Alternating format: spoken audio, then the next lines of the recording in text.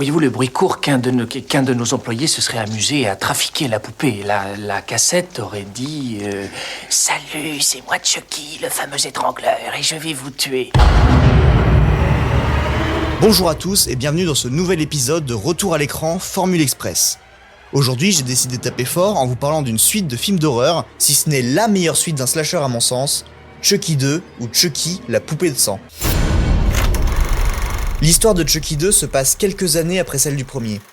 Pour rappel, nous suivons les aventures d'Andy Barclay, un enfant pourchassé par une poupée abritant l'esprit de Charles Lee Ray, un tueur psychopathe, désireux d'implanter son âme dans le corps de l'enfant afin de s'extraire de cette poupée.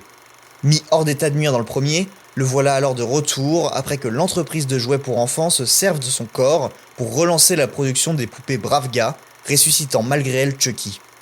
Andy est désormais placé en famille d'accueil alors que sa mère est devenue folle après les événements du premier film. Mais avec Chucky de nouveau dans la nature, ses jours sont comptés. Je t'avais bien dit qu'on serait amis pour la vie. Avant d'enchaîner avec la production de ce second opus, je vous propose de revenir en arrière. Précisément le 9 novembre 1988, soit 2 ans jour pour jour avant la sortie de Chucky 2. Le premier Chucky vient de sortir, alors appelé jeu d'enfant, et son succès en salle est retentissant. Il faut dire que United Artists, qui produit le film, a mis le paquet avec 3 semaines de promotion, des dizaines de spots publicitaires et une volonté certaine de faire de Chucky la nouvelle icône de l'horreur. Après avoir soigneusement repoussé la sortie pour éviter la rude compétition de la semaine d'Halloween, avec des sorties comme Halloween 4 justement, Jeu d'enfant sort en grande pompe le 9 novembre 88 et se hisse immédiatement en tête du box-office, rapportant tout de même 44 millions pour un budget de 9 millions de dollars. Énorme succès en VHS, personne ne veut laisser filer la poule aux œufs d'or et une suite est immédiatement mise en place. United Artists confie alors à David Kirshner, producteur du premier, de s'occuper de lancer la production d'une suite au plus vite. Mais à peine le projet lancé, United Artists rappelle Kirshner. En effet, à l'époque en proie à de nombreux problèmes financiers, la société est sur le point d'être achetée par Kintex, qui souhaite alors faire des films familiaux dans la veine des films Disney. Chucky n'est donc pas au programme et United Artists s'en débarrasse aussitôt. Ironiquement, l'accord d'achat par Kintex de United Artists sera abandonné assez vite. Immédiatement, Paramount, Warner, Columbia, la 20th Century Fox, Carol Co, New Line Cinema, Walt Disney et Universal se proposent de racheter la licence Chucky. Disney souhaite ardemment les droits pour en faire un film estampillé Touchstone.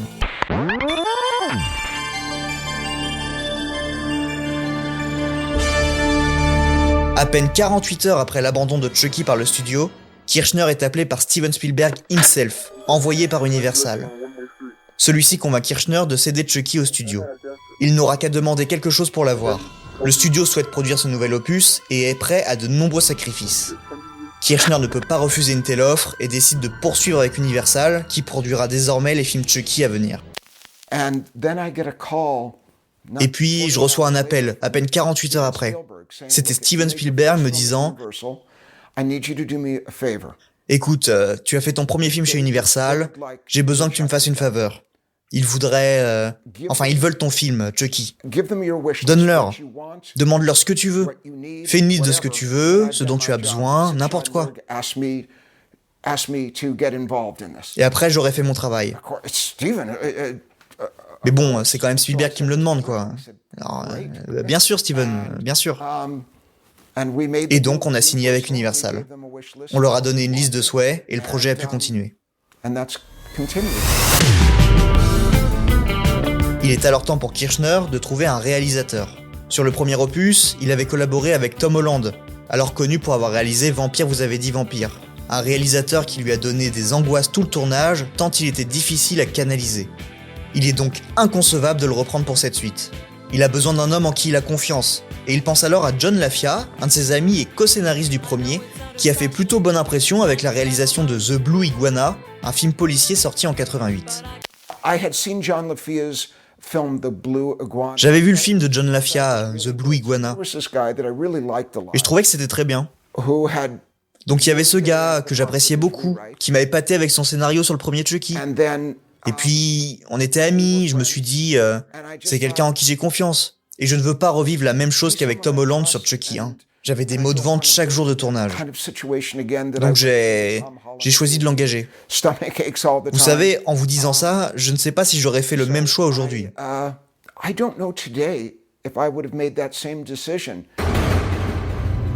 Une fois John Lafia engagé, celui-ci appelle alors Don Mancini, le scénariste du premier Chucky, et lui demande d'écrire un scénario au plus vite pour transformer le film en véritable franchise. En plus d'avoir collaboré au scénario du premier, Don Mancini est considéré par la plupart comme le vrai créateur de Chucky. Il est désormais seul à la barre, ce qu'il a toujours secrètement souhaité, se sentant assez emprisonné par cette écriture à 3 du premier opus. John Lafia lui donne carte blanche, ainsi Mancini s'éloigne de tout le côté mythologie vaudou qui parsemait le premier et se concentre désormais sur la machination du marketing de l'entreprise de jouets, un thème plus terre-à-terre et satirique. En plus de ça, Mancini décide de développer davantage la personnalité de Chucky. Il reprend des idées issues de sa première version du scénario de jeu d'enfant et agrémente le personnage d'un ton misogyne, grinçant et profondément comique. Oh non! Je suis en train de redevenir une monstre. David Kirchner lui souffle l'idée de placer l'action dans une famille d'accueil. Mancini souhaite que son intrigue se déroule à la période de Noël, pour jouer avec la frénésie de l'achat des jouets pour enfants. L'idée est assez vite abandonnée, mais on peut y voir des réminiscences, notamment dans la dernière partie du script, se déroulant dans une usine de fabrication de poupées. Marc Patrick Carducci est embauché en parallèle pour écrire son propre scénario, au cas où la version de Mancini ne satisferait pas les producteurs. Cette version ne sera toutefois pas nécessaire. Le gros changement pour Mancini est son autorisation à être sur le tournage. La guilde des scénaristes lui a interdit d'assister au tournage du premier. Il peut désormais interagir sur le plateau de ce Chucky 2. Un événement déterminant dans sa carrière, car il deviendra réalisateur de plusieurs films de la licence par la suite. John Lafia souhaite un ton particulier pour le film, entre humour et horreur, sans jamais véritablement dépasser la frontière de la comédie. Lui et Mancini ont tous les deux la même vision et aboutissent facilement à un script cohérent. John et moi, on était vraiment sur la même longueur d'onde. On aimait les mêmes films. On était tous les deux complètement à fond sur Le Retour des morts vivants de Dan O'Bannon, qui était vraiment un excellent film. Et le ton de ce film, vraiment particulier, toujours sur la brèche. Ce ton de comédie qui est toujours mêlé à l'hystérie sans pourtant perdre son statut de film d'horreur.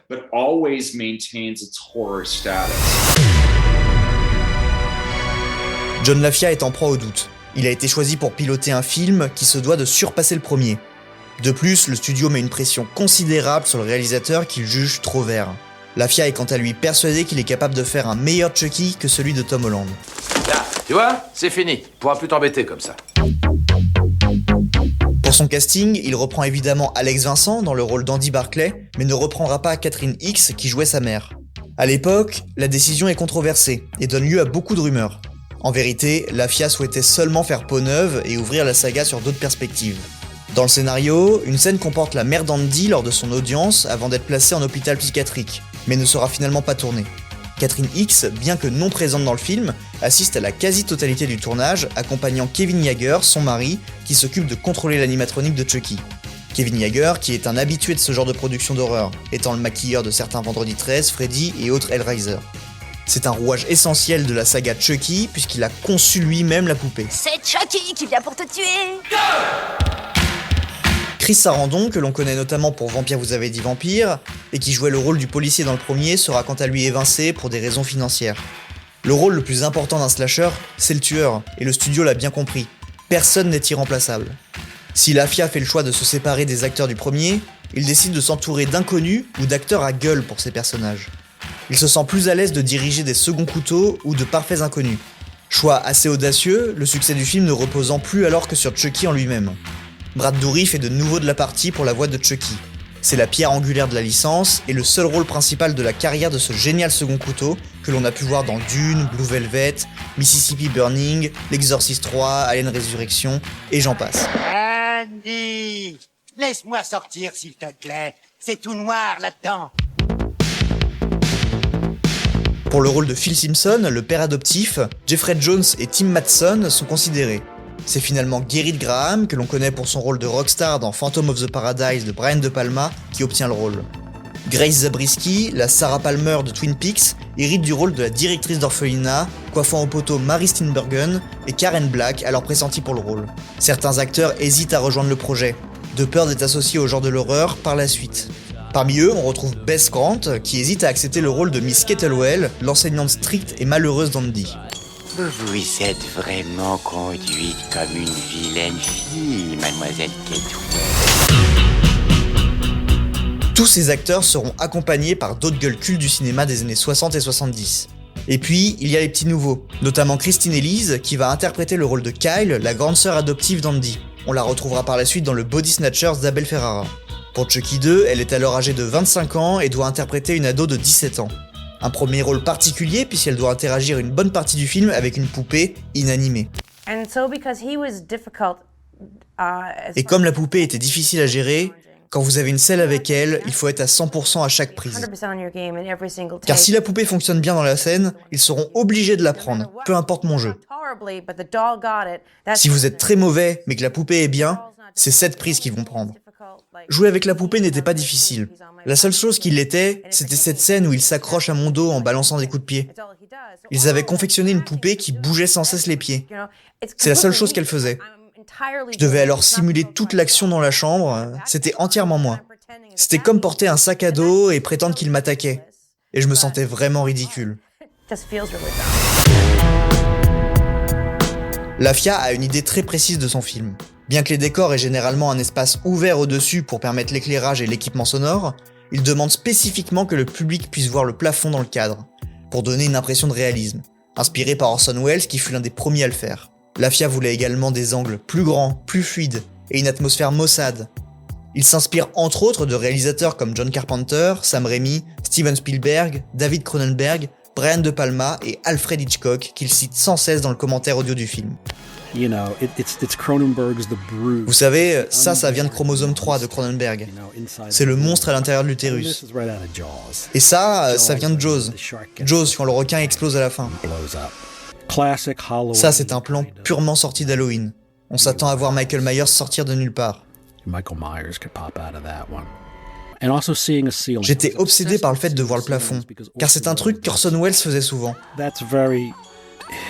Ça, c'est très Hitchcock, tout droit sorti de Psychose. J'adore les doigts pleins de sang. Et ici, ce cut, ça c'est très Brian De Palma, quand on change rapidement d'échelle de plan pour sortir de la scène. Il demande alors à Ivo Cristante, le production designer du film, que l'on connaît pour son travail sur Trémor et Hurlement, de créer des décors décalés et effrayants avec de hauts plafonds, des angles inclinés, des portes très hautes et des couloirs très longs. Les couleurs ont été pensées pour être criardes, lumineux comme le bleu de la salopette de Chucky ou le rouge de ses cheveux, suggérant intentionnellement mais subtilement le cauchemar d'un enfant. Aussi, un décor avec des meubles 2 fois plus grands a été conçu pour donner l'impression qu'Andy est très petit et démuni dans cette maison. Tous les décors sont construits dans le studio 28 à Universal, studio connu pour avoir été créé à l'occasion du tournage du Fantôme de l'Opéra en 1925. Pour immortaliser ses décors et ses personnages, Lafia choisit Stefan Chapsky comme directeur de la photographie. Admiratif de son travail, Lafia lui fait entièrement confiance. Plus tard, Chapsky sera directeur de la photographie sur Ed Wood, Batman le défi ou encore Édouard aux mains d'argent. C'est Chucky, mais il n'était Son pas là tout à véritable l'heure. nom, c'est Tommy. Le tournage débute le 6 novembre 1989. Le budget est fixé à 12 millions de dollars, soit un peu plus de budget que le premier. Lafia ne laisse rien au hasard et est très directif sur le tournage. Toute la scène d'ouverture du film, où Chucky est en train d'être reconstruit, a été très réfléchie et storyboardée à l'avance. Lafia et le designer de Chucky, Kevin Yeager, ont de nombreuses discussions approfondies concernant l'apparence du crâne de la poupée et les outils qui sont utilisés pour la nettoyer. Plus précisément, Lafia souhaite inclure le grattage des dents et demande que la tête soit sur un plateau tournant afin qu'elle puisse se tourner vers la caméra. Il fait construire un œil de Chucky géant pour obtenir l'effet souhaité. Ah oui, cet œil. Et il était très très grand. J'ai fait fabriquer un œil géant pour obtenir ce plan particulier. C'était beaucoup d'efforts juste pour un plan, mais je tenais particulièrement à avoir une introduction parfaite. Et on l'a fait. En amont du tournage des scènes de Chucky, Brad Dourif enregistre sa voix. C'est désormais la poupée qui va s'adapter au mieux au discours de Brad Dourif et non l'inverse comme dans le premier film. La méthode de prise de vue de la poupée est également modifiée, son visage est alors filmé à 18 images par seconde au lieu des 24 habituelles, puis sera accéléré en post-production pour correspondre aux images. Cette technique donne à l'équipe un peu plus de temps pour synchroniser les mouvements de son visage avec les mots et s'attaquer aux lettres difficiles telles que les F et les B. Parce que John LaFia est stressé et soucieux d'obtenir les prises parfaites pour Chucky, certaines scènes prennent des journées entières de tournage, notamment la scène de Chucky sortant du placard avec la règle. Don Mancini, présent sur le tournage, se souvient de son sens de la précision. John était extrêmement exigeant. Il avait une idée très précise de comment il voulait filmer Chucky. Tout était millimétré. Et il y avait une scène en particulier où l'institutrice est tuée par Chucky qui sort du placard. Il y a 2 money shots dans cette scène. Le premier, c'est quand Chucky sort du placard et que la caméra se rapproche de lui. Il y a tout un système qui cache le mécanisme dans son dos. Le deuxième est le plan où Chucky avance vers la caméra, se rapprochant de Bess et commence à la frapper. John a passé énormément de temps à préparer et à tourner ces 2 plans. Et il avait raison. Grâce à ça, ce sont certainement les 2 plans les plus iconiques de la saga.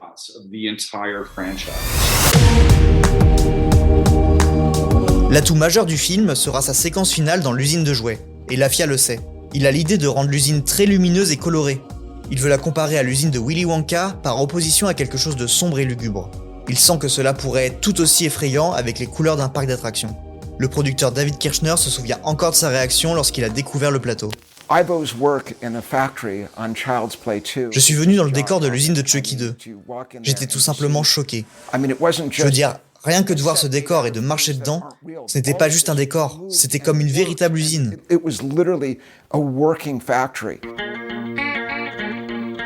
Pour obtenir des scènes d'action réussies, Kevin Yeager, le marionnettiste principal et designer de Chucky, décide de réaliser lui-même plusieurs scènes mettant en vedette Chucky lorsque les marionnettes deviennent difficiles à utiliser. Ed Gale, un cascadeur atteint de nanisme, déjà présent sur le premier film, interprète le corps de Chucky dans certaines scènes. Très peu seront gardés au montage, là où beaucoup de scènes du premier utilisaient ce cascadeur plutôt que l'animatronique. 12 personnes sont nécessaires pour manœuvrer la poupée. Bien que la technologie se soit affinée depuis le premier opus, elle reste très capricieuse et doit être dirigée avec la plus grande attention. Il faut savoir que contrairement au premier opus, les marionnettistes ont eu des mois pour s'entraîner, et ils étaient payés pour s'entraîner à utiliser la poupée. Ici, LaFia leur a laissé le temps et leur a permis de vraiment maîtriser la poupée avant le tournage. John LaFia se rappelle de sa façon de traiter Chucky et de son approche toute particulière vis-à-vis de la poupée. Et quand je dis acteur, je le pense. Je traitais Chucky comme un acteur et je lui parlais en tant que Chucky. Et même s'il y avait 12 marionnettistes, je leur parlais collectivement au nom de Chucky. Et je le gérais comme un acteur. Vas-y Chucky, attrape le Chucky, etc. Comme si c'était un acteur. Ils ont tous accepté ça. Je l'ai dirigé comme un véritable comédien. Et je pense que c'est ça qui fait une vraie différence. Vous savez, je ne l'ai jamais considéré comme un simple effet spécial.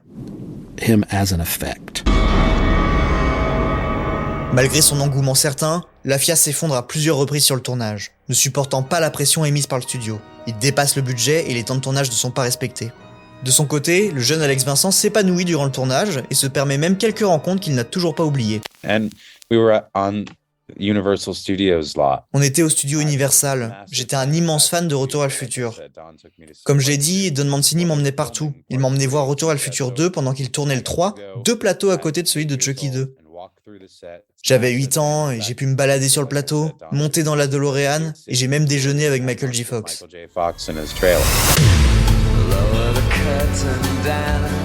Une fois le tournage terminé, le film est envoyé sur le banc de montage de Edouard Varchilka, un monteur assez inconnu, il faut se l'avouer, mais qui dans le cadre de Chucky 2 est particulièrement efficace. Le monteur doit néanmoins user de techniques pour masquer certains effets spéciaux. Il préfère les scènes d'animatronique à celles du cascadeur et utilise un découpage très cut pour cacher les éventuels défauts d'articulation de la poupée. Pour ce qui est de la mort de Phil, le père de famille, une astuce cinématographique classique appelée The Reverse Pull est utilisée. L'acteur Gerrit Graham commence le tournage déjà dans sa position de mort, puis est tiré vers le haut hors du cadre par une corde nouée autour de lui. Les images sont ensuite montées à l'envers, créant l'étrange illusion de son cou brisé. C'est une idée directement venue de John LaFia qui a toujours voulu essayer cet effet. Cet effet de nuque brisée, c'est en fait un reverse pull. On l'a placé allongé avec la nuque déjà sur le côté, et on l'a attaché avec une corde, puis on l'a tiré vers le haut. On n'a eu qu'à mettre le plan à l'envers. C'est un effet très classique, une façon à l'ancienne de faire ce genre de choses. Mais j'ai toujours voulu en faire un et c'était le bon film pour.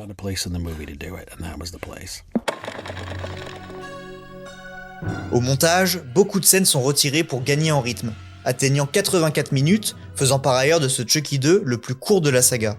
En parallèle, la musique est composée par un certain Graham Revell, que l'on connaîtra plus tard notamment pour la musique de The Crow. Il s'agit de la première grande musique symphonique du film hollywoodien du compositeur. Lorsque les producteurs lui demandent s'il avait déjà réalisé un tel score, il bluffe et répond oui. En vérité, il n'a jamais réalisé de partition orchestrale complète. Sa bande originale est très réussie et amène les thèmes de l'enfance tout au long du film, avec une musique de carnaval qui crée une atmosphère enfantine mais mortelle.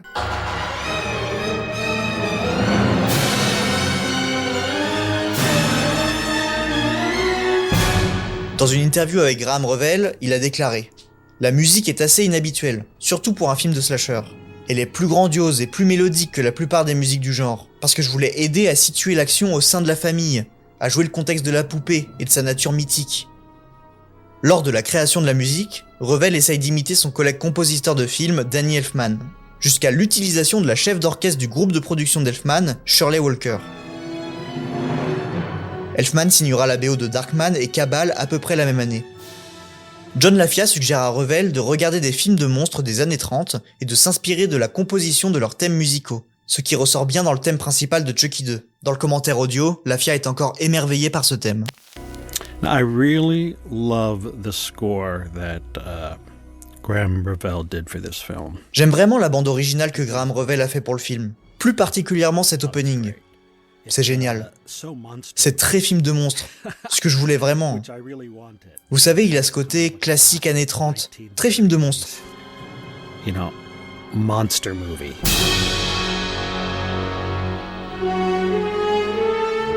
Universal est dans les starting blocks pour le lancement du film. Il mise gros sur ce projet et souhaite propulser Chucky 2 bien au-delà du succès du premier. La campagne publicitaire d'Universal pour la bande-annonce du film est d'ailleurs nominée pour le Hollywood Reporter Key Art Award avec son fameux « Sorry Jack, Chucky's Back ». Tenez-vous bien, Chucky revient. Chucky, la poupée de sang. Attention les yeux.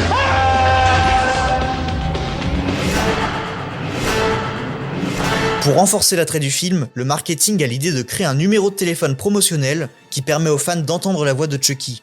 Le numéro reçoit 40 000 appels en seulement un mois. Le 9 novembre 1990, 2 ans jour pour jour après la sortie du premier Chucky, sort Chucky 2. Le film rapporte 35 millions de dollars pour un budget de 13 millions. Un résultat en deçà des scores du premier, mais un succès remarquable pour un slasher. Ce qui met directement Chucky sur les rails d'une saga à succès, une saga qui comportera 8 films et une série télé. Si le public est positif, la critique est assassine envers Chucky 2. Siskel et Ebert lui mettent la note de 0 et considèrent que John LaFia s'est prostitué en faisant le film. On retiendra quand même que Chucky 2 reste encore aujourd'hui le préféré des fans et à juste titre. Il a été nominé pour un Saturn Award et choisi pour faire partie de la sélection officielle du Festival international du film fantastique d'Avoriaz. Pour toujours plus de promos, Chucky apparaît en smoking au Horror Hall of Fame Award de 1990 pour annoncer la sortie en salle du film. Cet événement est présenté par l'animateur Robert Englund, Freddy Krueger des Griffes de la Nuit. Ladies and gentlemen, here's Chucky!